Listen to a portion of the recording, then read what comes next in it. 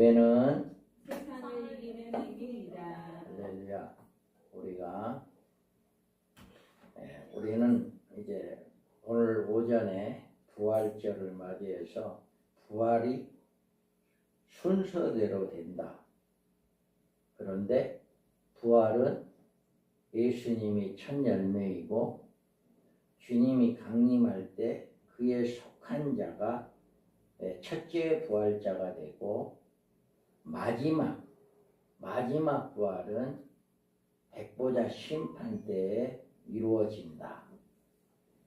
이거는 예수를 믿는 자나 예수를 믿지 않는 자나 모든 사람이 다 죽은 자들은 부활하게 되고 천년왕국에서 살아있던 사람들은 호련히 변화되어서 변화체가 되어 이제 부활한 것처럼 똑같이 하나님 나라에 들어가게 된다. 이거를 우리가 알고 우리는 부활의 소망, 나는 부활한다. 죽으면 이 세상이 전부 끝나는 것이 아니라 또다시 나는 부활한다. 이 부활의 소망을 가져야 한다. 이거를 말했습니다. 여러분 부활의 소망을 가지시기 바랍니다. 그래서 우리는 늘 나는 죽어도 살겠고 살아서 죽는 자는 영원히 죽지 않는다. 우리 주님이 나는 부활이요 생명이다. 나를 믿는 자는 죽어도 살겠고 살아서 믿는 자는 영원히 죽지 않는다 라고 하는 말씀처럼 우리는 죽어도 다시 살게 된다. 할렐루야. 부활하게 된다 라고 하는 소망을 갖기 바랍니다. 오늘은 14장을 살펴봅니다. 요한계시록에서 14만 4천에 관한 문제만큼 그 해석이 구구하며 해석하기가 난해한 구절도 없을 것입니다. 이 문제 해석이 잘못되면 종말계시의 전체 방향이 잘못되기 때문에 이 문제 해석에 신중을 기해야 하는 것입니다. 우리는 이 문제가 이미 7장에서 제기되었는데 이들 14만 4천이 14장에 다시 나타났느냐 문제를 알아보고 그들의 자격이 자세히 나와 있는 사실에 주목하면서 14만 4천 명이 보여주는 더 깊은 계시의 뜻을 우리가 올바로 배워야 한다. 그래서 시온산에 나타난 14만 4천 명 또 내가 보니 보라 어린 양이 시온산에 섰고 그와 함께 14만 4천이 서 있는데 그들의 이마에는 어린 양의 이름과 그 아버지의 이름을 쓴 것이 있더라. 아멘. 요한계시록에는 어려운 낱말들이 해석하기가 난해한 구절들이 많이 있습니다. 그런데 하나님께 감사할 것은 어려운 문제가 있으면 하나님 그 문제에 대한 해답을 반드시 주신다는 사실입니다. 그러므로 어려운 난제가 나오면 그 문제와 연관된 여러 곳에 찾아보고 하나님의 제시해 주신 다른 해답을 찾아내야 하는 것입니다. 왜 그러냐? 또 내게 말하되 이 두루마리 예언의 말씀을 임봉하지 말라. 때가 가까우니라. 이 계시록 말씀은 봉함되어 있는 게 아니에요. 다른 사람들이 알지 못하게 막아진 것이 아니라 누구나도 알기 쉽겠고 열어져 있는 책이다. 그래서 이 펴놓은 작은 책을 받아먹을 수 있도록 계시해 주셨기 때문에 절대로 어렵게 생각하고 멀리해서는 안 되는 책이 바로 이 요한계시록입니다. 그리고 내가 천사의 손에서 작은 두루마기를 갖다 먹어버리니 내 입에는 꿀같이 다나 먹은 후에 내 배에서는 쓰게 되더라. 이와 같이 갖다 먹어버리는 이런 일을 할 때 우리는 사명을 감당할 수 있는 그 능력을 받게 된다라고 하는 것입니다. 우리 하나님은 이 책을 갖다 먹어버리라라고 이야기해요. 그러면서 너희는 여호와의 책에서 찾아 읽어보라. 이것들 가운데 빠진 것이 하나도 없고 죄짝이 없는 것이 없으리니 이는 여호와의 입이 이를 명하셨고 그의 영이 이것들을 모셨습니다. 아멘. 여호와의 책 성경에 우리는 자세히 읽어보면 그 문제를 해답을 찾을 수가 있어요. 왜 그러냐? 빠진 것이 하나도 없대. 다 제 짝이 있대요. 그러니까 우리는 이 성경의 어려운 문제들이 짝을 찾으면 해답을 얻을 수 있는 거예요. 그래서 계시록 7장과 14장은 14만 4천의 계시적인 맥이 이어주는 장인데 7장에서는 이스라엘 각 지파라고 하는 하나님의 교회에서 우리 하나님의 종들을 뽑아 그들의 이마에 하나님이 인을 쳐주는 계시가 17절에서 나옵니다. 그리고 14장에서는 이마에 인침받은 14만 4천 명의 우리 하나님의 종들의 자격이 나오는 것입니다. 그리고 7장에 나왔다가 어디론가 사라져버리고 14장이 다시 이들이 등장하는데 14장을 통해서 이들의 정체와 활동 상황을 알 수 있겠다라고 하는 거예요. 그래서 이들은 일반적인 성도들과는 구별된 자들임을 우리가 알 수 있습니다. 이 사람들은 여자와 더불어 더럽히지 아니하고 순결한 자라 어린 양이 어디로 인도하는지 따라가는 자며 사람 가운데에서 속량함을 받아 처음 익은 열매로 하나님과 어린 양에 속한 자들이니 그 입에는 거짓말이 없고 흠이 없는 자들이다. 이와 같이 여기에서 보면 이들의 자격은 일반 성도들은 이렇게 할 수가 없어요. 여러분 이렇게 할 수 있어요? 여자와 더불어 더럽힌다는 이야기 뭐냐면은 음녀가 짝하는 거예요.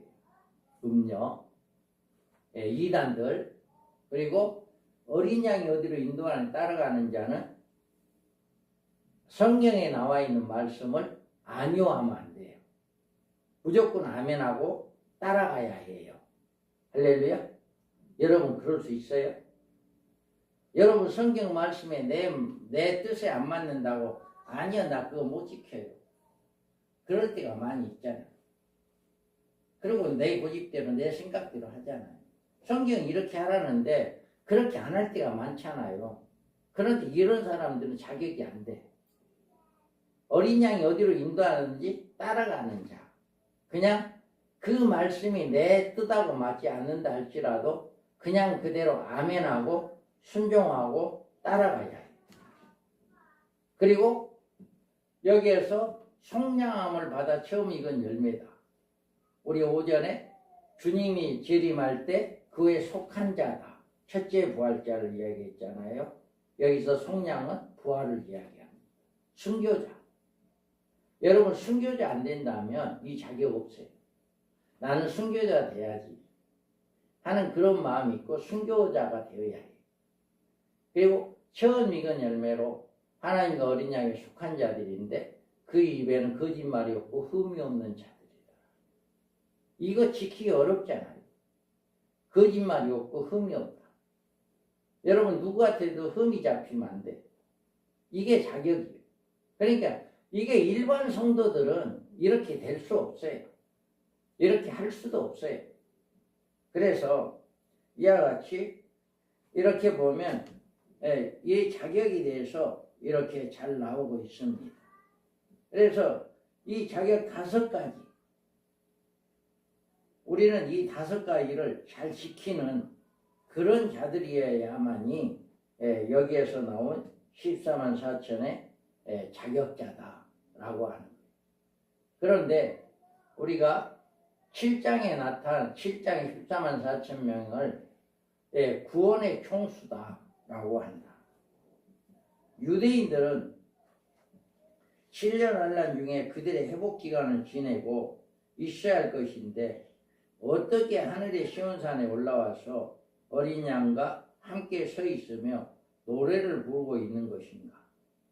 육적 유대인이라고 주장하는 세대주의의 종말론의 해석으로는 교회가 휴거하고 유대인들은 땅에서 7년 환란을 지낸다고 하는데 하늘의 시온산에서 유대인들이 올라간다고 하는 사실을 주장하는데 그 해석이 잘못되어 있다. 이들은 구원받은 총수나 육적 이스라엘 지상에서 살아가고 있는 성도들로 볼 수 없는 것은 아직 그리스도의 재림도 이루어지지 않은 시점에서 왜 성도들이 갑자기 하늘의 시온산에 올라와서 새 노래를 배워야 하는 그런 건가라고 하는 것을 우리가 생각해 볼 수가 있어요. 그래서 우리는 여기에서 보면 자, 이들은 육적 이스라엘이다 이야기했고요. 또 이들은 왜 시온산에 올라가 있는가? 7장에서 이마에 입맞은 우리 하나님의 종들이 왜 하늘의 시온산에 올라가 있는 것인가에 대해서 성경적인 해답을 찾아야 합니다. 인류 종말에 하나님께서는 그의 백성들을 후 3년만 대환란에 떨어지지 않도록 해결시켜야 하는 것입니다. 이 말은 두 증인을 통해서 1260일 기간 동안 예언의 사역을 이루게 하시는데 그 예언 사역을 이룬 하나님의 종들은 이스라엘 각 지파에서 상징된 하나님의 교회에 해를 못 입은 여자에서 뽑힘을 받은 자들입니다. 그래서 그 역사가 계시의 7장에서 우리 하나님의 종들의 이마에 인치는 역사로 나타나고 있습니다. 이 인을 받은 하나님의 종들은 변호인 작은 책을 받아먹어야 하는 준비를 시키신 후에 하나님께서 이미 예비하신 이들이 하나님의 종들의 이마에 인치는 것이다. 그래서 이처럼 인침받은 하나님의 종들은 그가 내게 말하기를 내가 많은 백성과 나라와 방언과 임금에게 대신 다시 예언하여야 하리라 하더라. 이와 같이 다시 예언하는 사명을 받습니다. 내가 나의 두 증인에게 권세를 주리니 그들이 굵은 베옷을 입고 1260일 예언하리라. 이들은 1260일간 예언하는 그런 권능을 받습니다. 이에 내가 보니 흰말이 있는데 그 탄자가 하를 가졌고 면류관을 받고 나아가서 이기고 또 이기게 하더라. 이와 같이 흰말 탄자로 마지막 때 아버지여 이제 복음을 증가하는 자들이다. 백성들과 족속과 방언과 나라의 중에서 사람들이 그 시체를 사흘 반 동안 보며 무덤에 장사하지 못하게 하리라. 이들이 1260일간 복음을 증거하면 죽임을 당합니다. 그리고 장사 지내지 못하고 그냥 그대로 있다가 하늘로부터 큰 음성이 있어 이리로 올라오라 함을 그들이 듣고 구름을 타고 하늘로 올라가니 그들의 원수들도 구경하니라. 이와 같이 이들이 이제는 순교하고 난 다음에 3일 반 후에 다시 살아나서 하늘로 올라가서 또 내가 보니 보라 어린 양이 시온산에 섰고 그와 함께 14만 4천이 서 있는데 그들의 이마에는 어린 양의 이름과 그 아버지 이름이 쓴 것이 있더라. 이와 같이 이들이 두 증인으로 1260일 동안 복음을 증거하고 순교를 당하고 다시금 살아나서 하늘로 올라가서 시온산에 올라가는 하늘의 시온산에 올라가 있는 이런 모습을 우리가 볼 수가 있습니다. 그래서 이들은 땅에서 속량함을 받은 14만 4천입니다. 내가 하늘에서 나는 소리를 들으니 많은 물소리와도 같고 큰 우레소리와도 같은데 내가 들은 소리는 검은 고 타는 자들이 그 검은 고를 타는 것 같더라. 이와 같이 하늘에서 두 가지 소리를 들었습니다. 하나는 맑은 물소리 같고 큰 내성과 같은 음성이다. 이 같은 소리는 곧 이루어질 심판에 대한 경종으로 이에 하늘에 있는 하나님의 성전이 열리니 성전 안에 하나님의 언약궤가 보이며 또 번개와 음성들과 우레와 지진과 큰 우박이 있더라. 이 음성은 이와 같이 이제 하나님의 종들과 어린 양이 아마겟돈에 내려와서 최종적으로 심판할 것들을 보여주신 것으로 일곱째 대접 심판으로 이 세상에 불의 심판을 받아 멸망받을 것을 의미하는 경종의 소리라 이들이 들은 것입니다. 그런데 요한이 이 시온산에 들은 음성은 이들 14만 4천 하나님의 종들이 보좌 네 생물과 장로들 앞에서 부르는 새 노래였다라고 합니다. 이 새 노래가 요한의 귀에 검은 고 타는 자들의 검은 고 타는 것 같은 노래로 들렸습니다. 요한은 이런 노래를 들어본 일이 없으므로 이 세상에 누구도 이 노래를 부르거나 듣지 못했다라고 이야기합니다. 그래서 그들이 보좌 앞에 네 생물과 장로들 앞에 새 노래를 부르니 땅에서 성령을 받은 14만 4천 밖에는 능히 이 노래를 배울 자가 없더라. 이와 같이 14만 4천 밖에는 이 노래를 배울 사람이 없다. 그래서 하늘 시온산에서 이 노래를 배우는 것은 순교자들 밖에 없다라고 하는 것입니다. 그러면 이들이 속량함을 받았다. 속량이라고 하는 말은 성경에 두 가지 의미가 있습니다. 로마서에 보면 그리스도 예수 안에 있는 속량으로 말미암아 하나님의 은혜로 값없이 어렵다 하심을 얻은 자들이 되었다. 여기에 속량은 죄악에서 인류를 구원하시는 하나님의 은혜를 나타내고 있는 것이 바로 속량입니다. 또 우리는 그리스도 안에서 그의 은혜의 풍성함을 따라 그의 피로 말미암아 속량 곧 죄사함을 받았느니라. 이와 같이 속량이라고 하면 주님의 은혜 가운데 죄사함 받는 것이 속량입니다. 그런데 또 다른 속량이 있어요. 자, 우리는 여기에서 봐도 그뿐 아니라 우리가 우리 곧 성령의 처음 익은 열매를 받은 우리까지도 속으로 탄식하며 양자될 또 곧 우리의 몸의 속량을 기다리느니라. 아멘. 이와 같이 우리에게 이때도 우리의 속량이 바로 기다린다라고 이야기해요.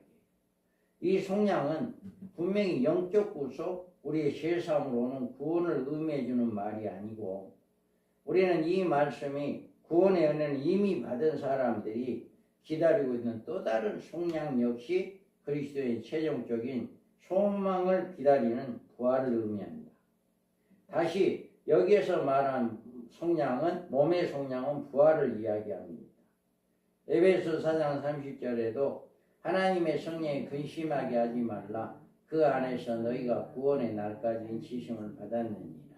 구원의 날까지 역시 영적 구원을 의미해주는 구원인 것이 아니라 몸의 속량을 의미하는 부활을 가리키는 것입니다. 그러면 이 부활을 속량이란 말로 나타내고 있는 것은 구원이란 영적 구원만을 완성되는 것이 아니고 몸의 부활로 완성되기 때문에 최종적인 부활을 구원을 뜻하는 속량이란 말로 사용하므로 부활을 구원의 안성으로 나타내고 있는 것입니다. 이들이 14만 4천 명이 적용시킨 속량은 이 땅에서 예수를 믿고 구원받는 모든 성도들을 상징하는 것이 아닙니다. 이들이 첫째 부활자들입니다.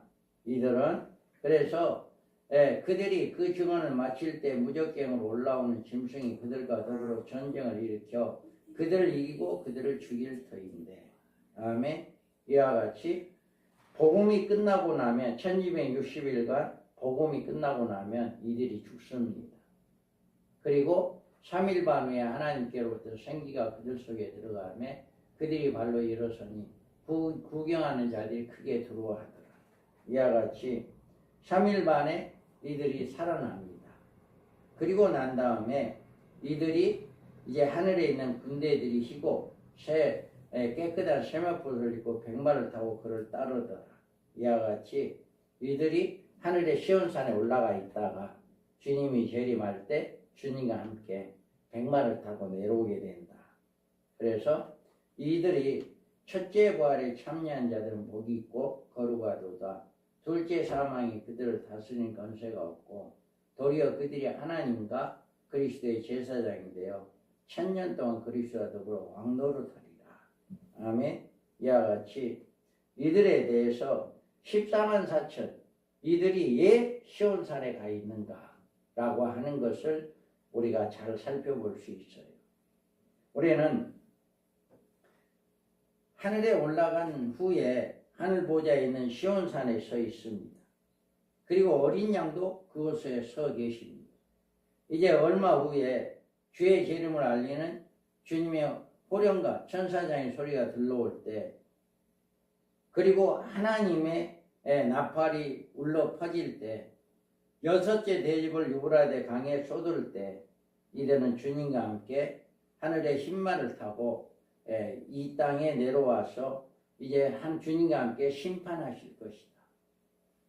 그래서 여러분들이 이 14만 4천이 7장에서도 나오고 14장에 나오는데 14장에서 왜 시온산에 있냐? 시온산은 모든 사람이 죽어서 올라가는 영원한 천국이 아닙니다. 그곳은 순교자들이 별도로 가 있는 그곳이.